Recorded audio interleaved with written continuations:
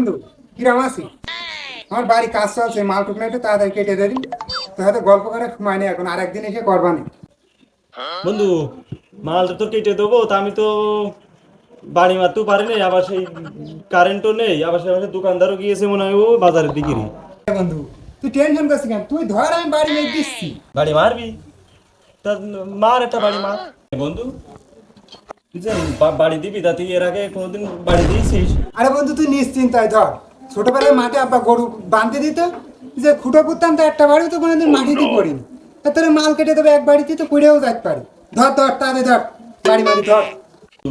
তোর মাঠে তবুতা, আরে হাওয়ার ঠেঙালো বলে এক না, একটু সাবধানে মারিস, হ্যাঁ নে মার। ভালো করে সব থেকে ধর বলো, এক বাড়িতে তো পড়েও যাইতে পারে।